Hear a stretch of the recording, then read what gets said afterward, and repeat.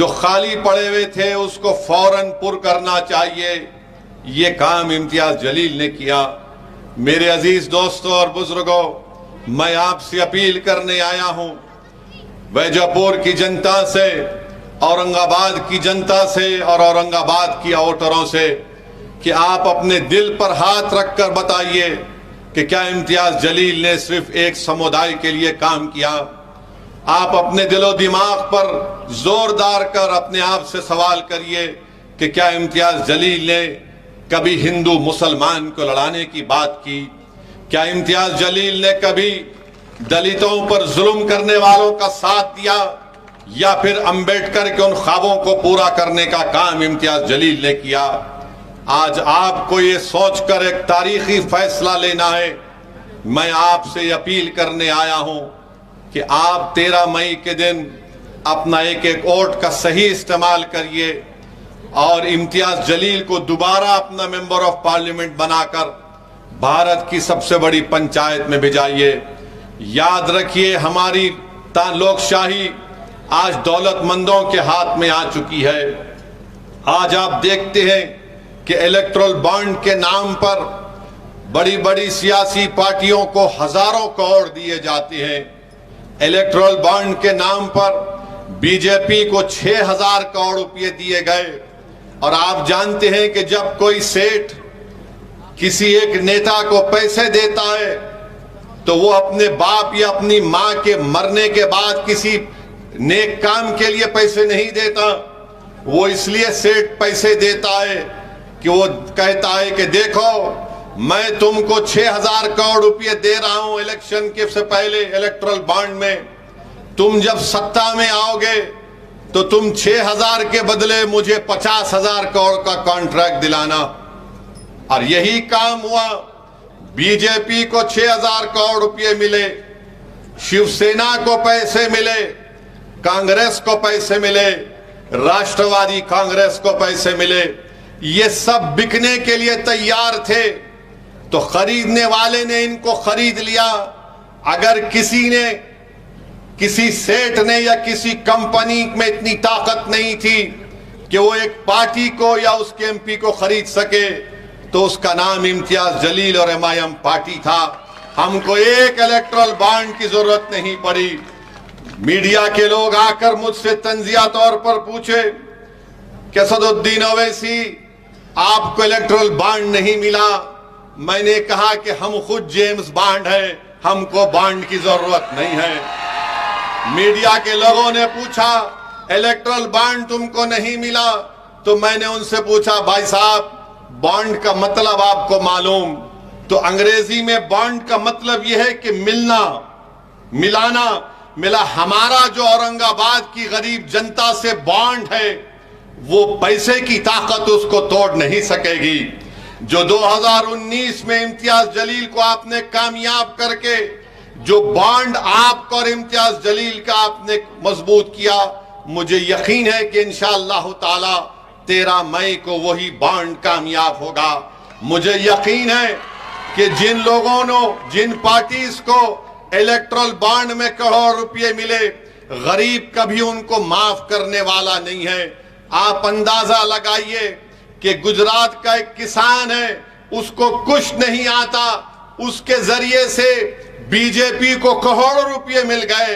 अरे वो किसान जो मर रहा है आज महाराष्ट्र में, वो किसान जो महाराष्ट्र में खुदकशी कर रहा है, आज आप उसकी लाशों पर सियासत करते हैं। बताइए मेरे अजीज दोस्तों और बुजुर्गों, जो पार्टी करोड़ों रुपए बड़े बड़े कंपनी से लेती है, अगर आप उनको वोट देंगे तो क्या वो आपके लिए कोई काम करेंगे? कोई आपके लिए कानून बनाएंगे? देश के प्रधानमंत्री बोलते हैं कि मैंने ट्रेन स्टेशन पर चाय बेचा है, ठीक है, हमको उससे कोई इनकार नहीं है। देश के प्रधानमंत्री कहते हैं कि मैं झोला लेकर निकल जाऊंगा, चले जाइए, कोई फर्क नहीं पड़ेगा। देश के प्रधानमंत्री कहते हैं कि मैं भारत का बेटा हूं, मैं इस देश का बेटा हूं। भारत के प्रधानमंत्री कहते हैं कि मेरी कोई औलाद नहीं है, मेरी कोई घर में नहीं है, ठीक है, ये आपका जाती फैसला है, हमारे घर में है। मगर ये बताइए, ये बताइए कि जब आप ये सब बातें करते हैं, क्या आपको यह नहीं, आप नहीं सोचे कि कैसे आपने 6,000 करोड़ रुपये बड़े बड़े सेठों से लिया, जब किसान मर रहा था, जब नौजवानों का मुकद्दर बेरोजगारी बन चुका है, महंगाई गरीब की कमर तोड़ रही है, नौजवान पढ़ा लिखा है, नौकरी उसके पास नहीं है, मगर बड़ी बड़ी बातें करने वाले नरेंद्र मोदी देश के इन बड़े बड़े सेठों से 6,000 करोड़ रुपए लेते हैं और बोलते हैं क्या करें, हमने सबको दिया। तो मैं कहने पर मजबूर हूं देश के प्रधानमंत्री कि इस हम्माम में सब नंगे हैं, सब नंगे इस हम्माम में। 6,000 करोड़ बीजेपी को, कोई 1300-1400 करोड़ कांग्रेस को, राष्ट्रवादी कांग्रेस कोई पीछे नहीं है। ये दूसरी शिवसेना वो भी पीछे नहीं है। सब बोल रहे जैसा हम दक्षिणी जबान में बोलते कि चोरा चोरा मिलके गावा बांट लिए। मैं इनको चोर नहीं बोल रहा हूं, कहावत बोल रहा हूं, कहावत है, चोर हम ही हैं। ये क्या है भाई, ये तो बड़े आदमी है। आप अंदाजा लगाइए, एक किसान से जिस जिंदगी में करोड़ रुपए नहीं कमाता, गुजरात में उसके जरिए से इलेक्ट्रल बॉन्ड में 50 करोड़ रुपए दे दिए। अभी आपने 4 दिन पहले सुना होगा, हमारे देश के प्रधानमंत्री मोदी कह रहे थे खाने को मुद्दा बना दिए, खाने को मुद्दा बना दिए। मीडिया ने रिपोर्ट किया, बोले कि फुला त्योहार में गोश्त नहीं खाना, ठीक है मत खाइए। अगर मैं ये कहूं कि असदुद्दीन ओवैसी रमजान में 30 दिन रोजे रहता, तुम भी नहीं खाना। अगर मैं ये बोला कि मैं 30 दिन रोजे रहता हूं, सुबह 4:45 से दूसरे दिन 6 बजे तक कुछ भी नहीं खाना, 6:30 बजे तक, तो दूसरी जनता बोलेगी कि पागल है ये, अरे तू रोजा रह रहा, मेरे को क्या करना है, मेरे को खाना है। मगर मोदी जी बोलते नहीं। अब हम मोदी जी से पूछना चाह रहे हैं, चलिए आपने गोश्त की बात की, तो एक अलाना कंपनी है, एक्सपोर्ट कंपनी बीफ की, उन्होंने इनको 5 करोड़ रुपए दिए। मोदी जी की पार्टी को 5 करोड़ रुपए दिए, और शिवसेना को भी कुछ शायद 50 से कुछ नंबर है या उनको भी दिए। अब जब शिवसेना पावर में थी बीजेपी के साथ, ये बात मैं हमारे कुरैशी भाइयों के लिए कह रहा हूं, हमारे कुरैशी भाइयों के लिए कह रहा हूं, तो मोदी जी बोलते हैं कि 5 करोड़ मैं ले सकता हूं गोश्त की कंपनी से, तू दुकान नहीं खोलना, मेरे जेब में 5 करोड़ आएंगे, तेरे जेब में 50 रुपए नहीं आना चाहिए। बताओ मोदी जी, ये सबका साथ, सबका विकास, सबका विश्वास है? ये सियासत चल रही है महाराष्ट्र में, पूरे देश में गरीबों को लूटा जा रहा है, गरीबी का नाम लेकर, गरीबों को ख्वाब दिखाकर दौलतमंदों को करोड़ों रुपए दिए जा रहे हैं। अब ये कुरैशी बरादरियों को और हमारे जो दलित भाई गोश्त का कारोबार करते हैं, उनको हम क्या कहते हैं, उनको हम खथिक कहते हैं ना, खाटिक। अब आप देखो कि मोदी जी बोले कि इस गोश्त को मुद्दा बना दिए, मगर इनकी सरकार ने वादा किया कि मीट प्रोसेसिंग यूनिट्स के लिए 29,610 करोड़ रुपए देंगे। 29,610 करोड़ रुपए। अरे भाई वो गरीब क्या करेगा फिर बताओ? आप पॉलिसी बनाएंगे और गाली सबको देंगे। तो मेरे भाई, चाहे बीजेपी हो, चाहे शिवसेना हो, राष्ट्रवादी हो, इन सबको बड़े बड़े पैसे मिल रहे हैं। तो आपसे मैं अपील कर रहा हूं कि आपने अपनी एक आजाद आवाज को, इम्तियाज जलील को कामयाब किया, जिसने औरंगाबाद की पार्लियामेंट कॉन्स्टिट्यूंसी में अमन को मजबूत किया, भाईचारगी को मजबूत किया। और आज आप देखते क्या है कि इम्तियाज जलील की कामयाबी को रोकने के लिए 2 शिवसेना, 2 राष्ट्रवादी कांग्रेस, 1 बीजेपी और 1 आपके कांग्रेस, 6 मिलकर इम्तियाज जलील को रोकने को आ रहे हैं। मैं औरंगाबाद और वैजापुर की जनता से अपील कर रहा हूं कि 6 की जगह 600 भी आ जाए, मुझे यकीन है कि आपके सियासी शऊर पर मुझे पूरा भरोसा है कि 5 साल का इम्तियाज जलील का रिकॉर्ड आपके सामने है। पार्लियामेंट में इम्तियाज जलील ने खड़े होकर सिर्फ एक समुदाय या मुसलमानों के लिए बात नहीं की। जब इम्तियाज जलील के सामने मुद्दा आया मराठा आरक्षण का, तो हमने उठकर इम्तियाज जलील ने कहा कि मराठाओं को आरक्षण मिलना चाहिए।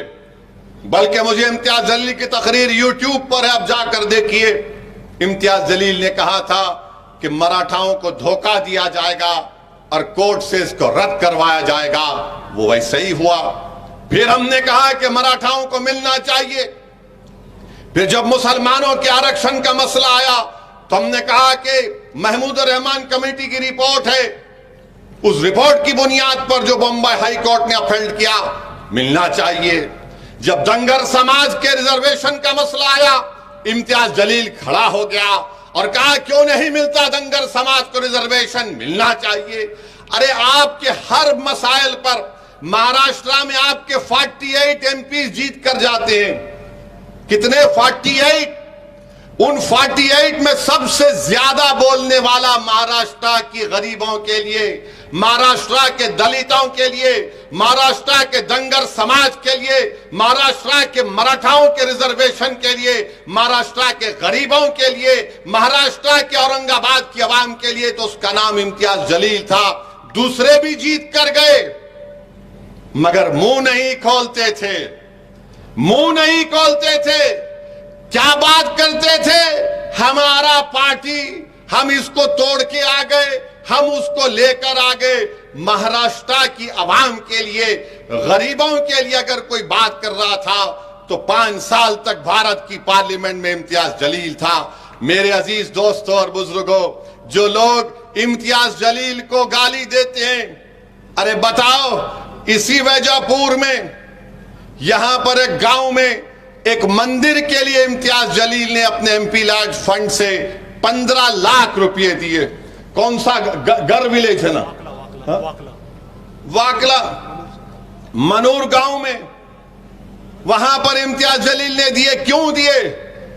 यकीनन इम्तियाज जलील एक मुसलमान है, मगर क्या मुसलमान होने के नाते मैं किसी से नफरत कर सकता हूं? नहीं कर सकता हूं। मैं अगर मैं सच्चा मुसलमान हूं तो मैं किसी से नफरत नहीं कर सकता। मुझे सबसे मोहब्बत करने का हुक्म दिया गया।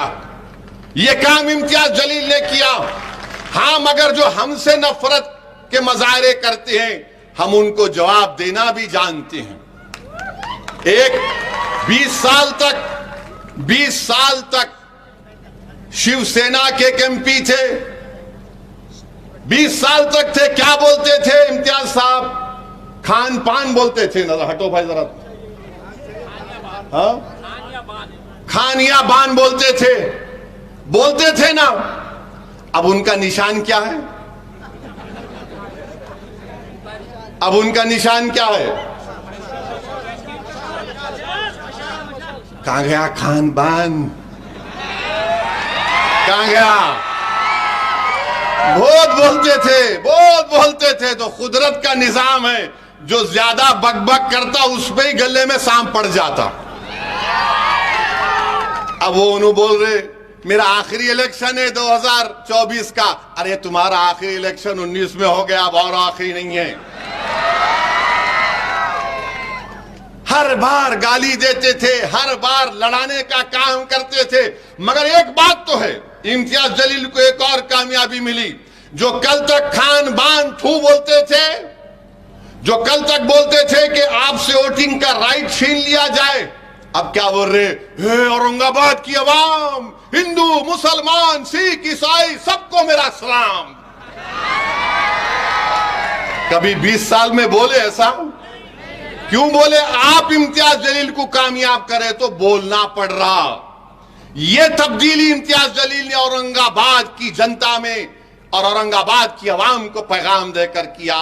तो इन लोगों का अब इम्तियाज जलील से अब भाग रहे हैं। इम्तियाज जलील बहुत आगे, अरे इसकी इम्तियाज जलील के कदमों पर चल रहे हैं, अब इम्तियाज जलील के नक्शे कदम पर चल रहे हैं। मगर मुझे यकीन है कि इंशाअल्लाह ताला 13 मई के दिन आप तमाम एक होकर औरंगाबाद की आवाम इम्तियाज जलील को जो कामयाब करेगी वो आपकी कामयाबी होगी, दोबारा वो अमन की कामयाबी होगी, वो मजलूमों की कामयाबी होगी, वो गरीबों की कामयाबी होगी, किसानों के हक की कामयाबी होगी, दलितों को मजबूत बनाने की कामयाबी होगी, मराठाओं को उनको आरक्षण दिलाने की कामयाबी होगी, दंगरों को उनका शेड्यूल ट्राइब स्टेटस दिलाने की कामयाबी होगी।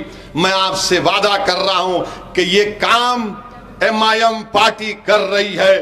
आपसे अपील करने आया हूं कि मुत्तहदा तौर पर अपने वोट का इस्तेमाल करिए और याद रखिए मेरी इस बात को कि UAPA का कानून आया तो यही शिवसेना ने मोदी का साथ दिया था। CAA का कानून आया, यही शिवसेना ने मोदी का साथ दिया था। ट्रिपल तलाक का कानून आया, यही शिवसेना ने मोदी का साथ दिया। मेरे भाई, मेरे बुजुर्गों, मेरी इज्जतदार मां और बहनों, आज चुनाव आ रहा है तो MIM पार्टी और ओवैसी को गाली दी जाती है। जब CAA का कानून बन रहा था पार्लियामेंट में, यही शिवसेना के लोग नरेंद्र मोदी का साथ दे रहे थे। CAA का कानून बीजेपी अपने मैनिफेस्टो में कहती है अगर CAA का कानून NPR NRC के साथ होगा तो याद रखिए सबसे ज्यादा तकलीफ पूरे देश में, पूरे महाराष्ट्र में, पूरे औरंगाबाद में होगी तो अल्पसंख्यक समाज, मुस्लिम माइनॉरिटी को होगी, दलितों को होगी, उन गरीबों को होगी जिनके पास वो कागजात नहीं होंगे दिखाने के लिए। बताइए आप, क्या शिवसेना ने, क्या उद्धव ठाकरे ने साथ नहीं दिया CAA के कानून के वक्त? ट्रिपल तलाक के कानून में साथ नहीं दिया। आज आकर बड़ा अपने आप को सेकुलर दिखाते हैं, बड़ा हमदर्द दिखाते हैं। बताइए आप, भारत की पार्लियामेंट में मोदी के 302 MPs के सामने दो लोग खड़े हो गए और कहा कि नरेंद्र मोदी, ये CAA का कानून काला कानून है, हम इस काले कानून को नहीं मानते। जिस तरह महात्मा गांधी ने व्हाइट साउथ अफ्रीका में एक कानून को कहकर फाड़ दिया कि मैं इस कानून को नहीं मानता, पूरी भारत की पार्लियामेंट में दो लोग खड़े हो गए और मोदी की आंखों में आंखें डालकर कहा, सुनो मोदी, अमित शाह, सुनो उद्धव ठाकरे, ये कानून काला, हम उसको फाड़ते, और उस कानून को फाड़ कर दिखाया कि हम ऐसे काले कानून को नहीं मानते। अब बताइए, आपने साथ दिया, आज आकर बड़ा हमको हमदर्द बता रहे हैं। मैं सबको कह रहा हूं कि आपको इन बातों पर गौर व फिक्र करके अपने वोट का इस्तेमाल करना है। मैंने करीब से इम्तियाज जलील साहब को देखा, बड़ा करीब से देखा हूं। मैं आपको जिम्मेदारी के साथ कह रहा हूं कि इस शख्स के दिल में एक हमदर्दी है गरीबों के लिए, कमजोरों के लिए, मजलूमों के लिए। ये शख्स ये नहीं देखता कि कौन किस समुदाय का है, उसका मकसद एक ही है कि औरंगाबाद की आवाम ने मुझे कामयाब किया। मैंने कई मर्तबा ऐसे लोगों के इम्तियाज जलील से पार्लियामेंट में और उनके घर पर मुलाकात करते हुए देखा जो औरंगाबाद में इम्तियाज जलील के खिलाफ काम किए। मैंने एक बार पूछा इम्तियाज जलील से कि ये भी महाशय आ गए आपके पास? तो बोले हाँ असद भाई आ गए, मेरे खिलाफ काम किए, मगर जो मेरे घर पे आ गया वो मेरे औरंगाबाद पार्लियामेंट की कॉन्स्टिट्यूंसी से आया है, वो मेरा भाई है, मैं इसका काम करके दूंगा। दो मर्तबा इम्तियाज जलील उस आदमी के काम के लिए दौड़ धूप कर रहे थे। तो ऐसे MP की आपको जरूरत है। याद रखिए 20 साल आप बंदी थे, अब आप आजाद हैं, अब आप आजाद हैं। 48 MP में एक मीम जीतता है तो सबके पेट में दर्द हो जाता है, ये कौन है, ये कैसे जीत कर आया है। लोग ये समझ रहे थे कि इम्तियाज जलील जीत कर आएगा तो असदुद्दीन ओवैसी सिर्फ भाषण देगा और इम्तियाज जलील दूसरों की तरह खामोश बैठे रहेगा। मैंने इम्तियाज साहब से पहले ही कहा था, पहले दिन से मैंने कहा इम्तियाज साहब शुरू कर दो बैटिंग, आपको रुकना नहीं है। इस देश की जनता को मालूम होना चाहिए कि हम आवाम के नुमाइंदे हैं, हम आवाम के वोटों से जीत कर आते हैं। हमारा काम उनकी आवाज को उठाना। आप उठाकर देख लीजिए, भारत की लोकसभा में पूरा रिकॉर्ड है इम्तियाज जलील का। और ये जो 20 साल में ये जो खान बान जा क्या बोलते थे, कितने बार उन्होंने बात की। जब कभी भी बोलते थे वफ को खत्म कर दो, वो वैसा कर दो। इनके अखबार में लिखा जाता था कि असदुद्दीन ओवैसी का वोटिंग राइट छीन लिया जाए। आज बड़ी हमदर्दी की बातें कर रहे हैं। क्या यही उद्धव ठाकरे ने महाराष्ट्र की विधानसभा में खड़े होकर क्या कहा था बाबरी मस्जिद के बारे में? ये आपके सामने है। तो फिर से आपसे कह रहा हूं, 2 शिवसेना, 2 राष्ट्रवादी, 1 बीजेपी और 1 कांग्रेस ये नहीं चाहते कि आपकी आजाद आवाज औरंगाबाद से दोबारा कामयाब हो जाए। ये नहीं चाहते कि यह आवाज कामयाब होकर जालिमों से पंजा आजमाई करे। ये सब के सब इलेक्ट्रल बॉन्ड के गुलाम है। हम आपके खादिम हैं। हम औरंगाबाद की आवाम की जनता के नौकर हैं। आपसे मैं अपील कर रहा हूं कि 13 तारीख के दिन सुबह के अवलीन वक्तों में आप अपने घर से निकलकर अपने के कोर्ट का इस्तेमाल करिए। मैं हमारे तमाम दलित भाइयों से भी अपील कर रहा हूं कि इम्तियाज जलील साहब का साथ दीजिए। आप पूरे एतमाद के साथ 13 मई के दिन निकलकर इम्तियाज जलील साहब का साथ दीजिए। और हमने अमरावती में यह फैसला लिया कि जनाब आनंद अंबेडकर साहब की हम तायीद कर रहे हैं। मैं अमरावती के तमाम जिम्मेदारों से, वहां के बुजुर्गों से अपील कर रहा हूं कि आनंद अंबेडकर साहब की आप सपोर्ट करें, उनको वोट दें, ताकि वो वहां पर बीजेपी के एमपी को शिकस्त देकर आनंद अंबेडकर साहब को भी वो मेंबर ऑफ पार्लियामेंट बनाकर अमरावती से भिजाएं। ये एमआईएम पार्टी ने फैसला लिया है। तो मेरे अजीज दोस्तों और बुजुर्गों, मेरी आप तमाम से अपील है कि एमआईएम पार्टी आपकी आवाज है। आज आप देख रहे हैं कि कोई आइडियोलॉजी नहीं, सब कभी इधर थे तो कभी उधर जा रहे, कभी इधर जा रहे तो इधर जा रहे। ऐसा दिख रहा है कि सुबह में घर से सफेद शर्ट पैंट पहनकर निकलते हैं, दोपहर में खाकी शर्ट पैंट पहन लेते हैं और शाम होने तक लाल रंग का कपड़ा पहन लेते हैं। ये आइडियोलॉजी अब कोई बाकी नहीं रही। इसलिए बहुत जरूरी है कि आप तमाम वैजापुर की जनता 13 मई के दिन अपने के कोर्ट का इस्तेमाल करिए और दोबारा अपनी एक आजाद आवाज को, इम्तियाज जलील को पतंग के निशान पर बटन दबाकर कामयाब करिए। आप तमाम का बेहद शुक्रिया, क्योंकि अब नमाज का वक्त भी होने वाला है और आप लोग यहाँ पर आए, आपका बहुत बहुत शुक्रिया। 13 मई को पतंग के निशान पर बटन दबाइए और जाकर अपनी पतंग को वैजापुर के आसमानों पर फैलाइए और बता दीजिए कि आप मुत्तहिद हैं, इत्तेहाद ताकत है। अपनी पार्टी को कामयाब करिए। बहुत बहुत शुक्रिया। अस्सलाम वालेकुम।